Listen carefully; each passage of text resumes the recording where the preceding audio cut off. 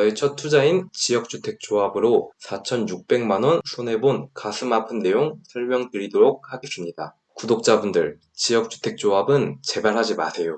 제가 직접 계약한 계약서입니다. 저는 조합을 탈퇴했고 비밀유지각서를 작성했기 때문에 모자이크 처리하도록 하겠습니다. 저는 19년 9월 28일에 지역주택조합에 가입하였습니다. 부모님께서 인천 지역주택조합을 지인에게 듣고 왔는데 괜찮아 보인다고 하셔서 계약을 하게 되었습니다. 저희는 지인 말만 믿고 부모님 돈과 제 돈을 합쳐서 투자를 했습니다. 2억 5천만 원에 인천 신축 아파트를 매수할 수 있다고 생각해서 계약을 하게 되었습니다. 위험성은 어느 정도 인지했지만 언젠가는 되겠지라는 마인드로 투자를 한 것 같습니다. 입금 확인증입니다. 1차 계약금으로 2,600만원 납부했고요. 2차 계약금까지 합쳐서 총 지출은 4,600만원 했고요. 저는 더 이상 스트레스 받기 싫어서 조합을 탈퇴하였습니다. 24년 6월에 조합을 탈퇴하면서 약 500만원 정도 환불 받을 수 있다고 했지만 아직까지도 돈 한 푼도 못 받았고요. 환불 받는 것도 쉽지 않을 것 같습니다. 현재 조합 계좌가 많은 조합원 소송으로 압류당한 상태이기 때문입니다. 24년 4월 임시총회를 가졌습니다.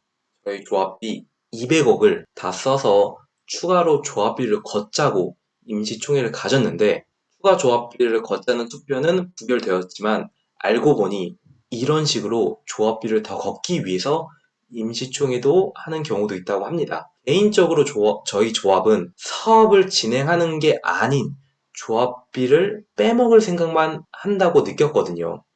그렇기 때문에 조합 탈퇴도 했습니다. 대표적인 지역주택조합 실패 사유 설명드리도록 하겠습니다. 대표적인 실패 사유는 토지 소유권의 95% 이상의 동의가 필요하다는 점입니다. 저희가 알고 있는 민간 재개발의 소유자 동의 비율은 75%입니다. 실제로 75% 동의를 받는 것도 정말 어렵습니다. 75%의 동의가 안 돼서 진행이 안 되는 곳들이 많습니다. 그렇지만 지역주택조합은 95%의 동의가 필요합니다. 대부분의 지역주택조합의 경우 토지주로부터 95%의 동의를 받지 못하는 경우가 대부분입니다. 지역주택이 진행하는 동네는 낙후된 동네가 많은데 연세가 드신 분이 많기 때문에 95%의 동의를 받는 게 현실적으로 매우 어렵습니다. 제 경험 설명드리도록 할게요. 모델하우스에서 제가 정확하게 기억하지 못하지만 동의서를 받은 비율은 60%에서 70% 가까이 동의서를 받았다고 저는 믿고 조합을 가입했지만 24년 현재까지 동의서를 받은 비율은 50%라고 합니다. 조합 측에서는 코로나 때문이라고 했지만 실제로 제가 봤을 때는 의지가 없어 보였습니다. 처음 홍보할 때 70%의 동의서를 믿고 조합을 가입하신 분들은 조합을 상대로 소송을 하고 계십니다. 그리고 투명하지 못한 조합 사업비를 운영한다는 점도 지역주택조합의 실패 사유입니다. 저희 조합은 200억이라는 큰 돈이 모였지만 모델하우스비, 직원 인건비, 광고비, 소송비, 토지 매입비 등등 모두 사용해서 돈이 남아있는 게 하나도 없다고 했습니다. 그 사실도 돈을 다 쓰고 나서 알게 되었습니다. 운 좋게 지역주택조합 사업이 계획한 대로 잘 진행된다고 하더라도 추가 분담금을 전혀 예상할 수 없습니다. 투명하지 않게 진행되는 사업이다 보니 조합원은 항상 홍보받는 입장이기 때문입니다. 제가 구독자분들에게 꼭 전달하고 싶은 말은 지역주택조합은 하지 않았으면 좋겠습니다. 100군데 중 10군데만 되는 사업이고요. 그리고 10군데도 말이 정말 많은 사업이기 때문입니다.